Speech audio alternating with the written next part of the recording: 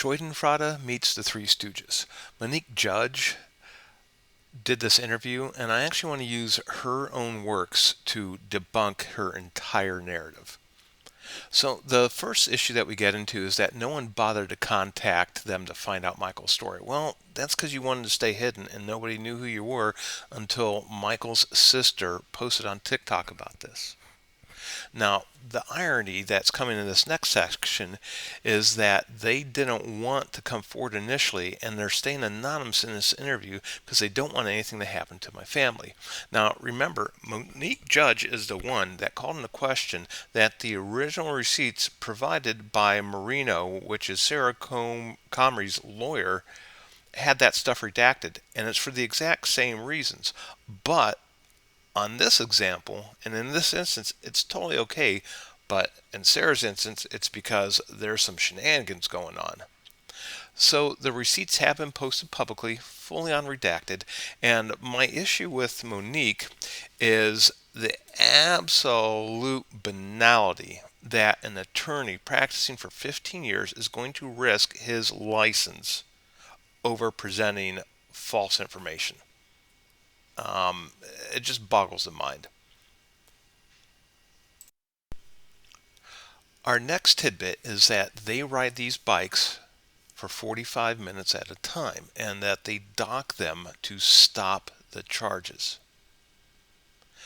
So, redocking not only resets the timer for another 45 minutes that's included in their base subscription, but most importantly, it renders and relinquishes the bike from their control to somebody else that would like to rent it.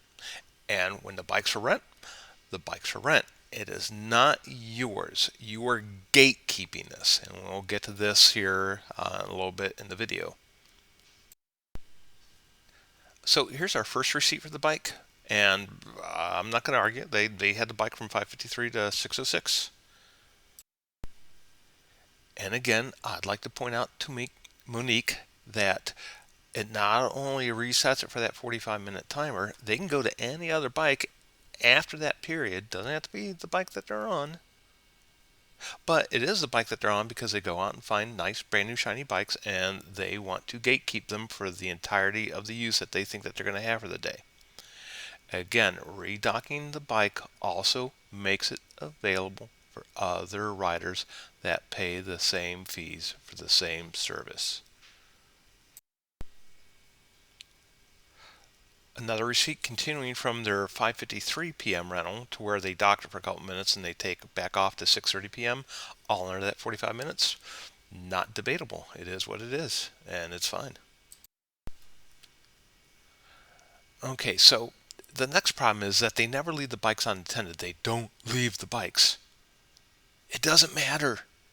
You have docked the bike. It is now available for somebody else to rent.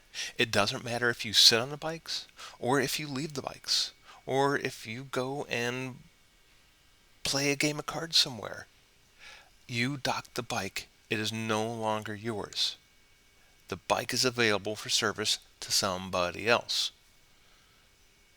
And bike as they rested, they're on electric bikes. What are they resting for? Given the nature that everything that has gone on, I believe Sarah's timeline of the events. I believe that she walked up to an available bike that was available for rent, irregardless of whether he was sitting on it or not, and she rented it, and she had legitimate, legal, moral use of that bike. And this is on the video. This is not a narrative in this highlighted section. The youth did indeed invade her personal space and push the bike back down to the dock, ending her rental at 7:25 that she initially booked at 7:24. And you cannot book a bike that's already in use. Yes, the receipts show that he rides for 45 or under minutes at a time with a short interval and then another rental. So here's the thing, he could rent any other bike. He could rent the same bike if it's totally available and nobody ever got on it or came up to it. He could rent another bike. He could rent one of the pedal bikes. He could rent one of the older, probably well worn electric bikes, but he didn't. He wanted his new, shiny electric bike.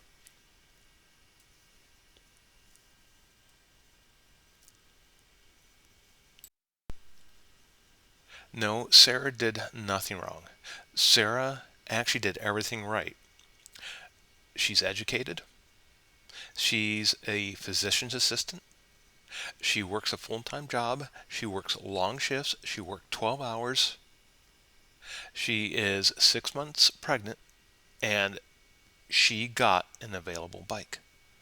What you didn't like is that you were going to lose that bike that you had had that day. And you thought that you could gatekeep it. Now, another word we could use is you bullied her. This is a bullying tactic when by intimidation or direct physical altercation, you push somebody off of something that is rightfully theirs. Now, I know people say, well, she snatched his cell phone. You know what? When you walk up to somebody minding their own business and you start fucking with them, you just may get your cell phone snatched. That happens. Now, if we don't want to go with that narrative, then here's what we can say is we can say people did something wrong and we can kind of assign a percentage of that. And we can actually go to court and each person can be hoisted by their lapels for what they did wrong. And I'm here to assure you that when it comes to getting hoisted by your lapels, I think Sarah is going to come off very clean, and the youth in this matter is going to have a problem. Because I think most reasonable people in a jury of the peers out in New York will see that Sarah's actions, when given the totality of the evidence, including this interview that Monique put up, is well within what a prudent person could be expected to do. Now, let's get into the meat of the gatekeeping claim of being a bully, of pushing people off bikes. You've had this bike for approximately almost 5 hours that day, I believe. You're riding it for 45 minutes or less, and then you're gatekeeping the bike until such a point that it resets so you can get another 45 minutes. You, at this location, docked the bike at 7:19 p.m.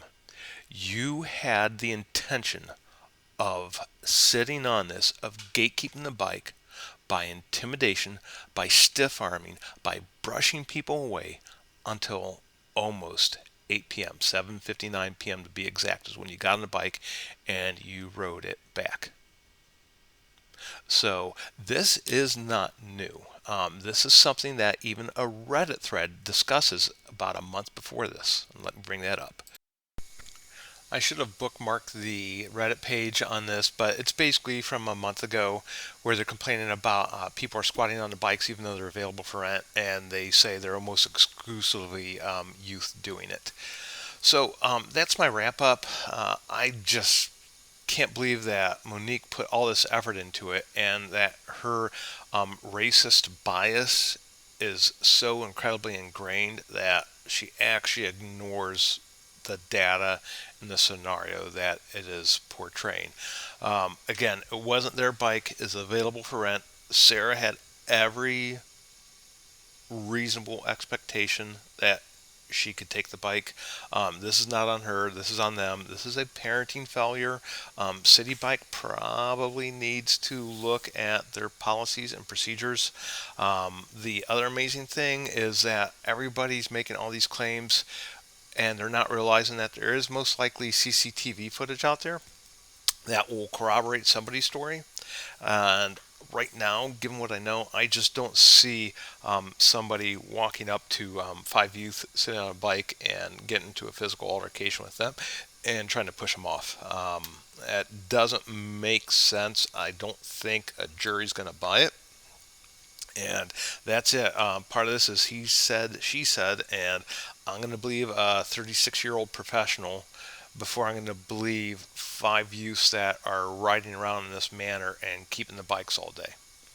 So that's it. And again, I do welcome Monique to a live Zoom or whatever type chat to hash this out and see if she really still sticks to this narrative after she's been beaten down with the the stick of logic.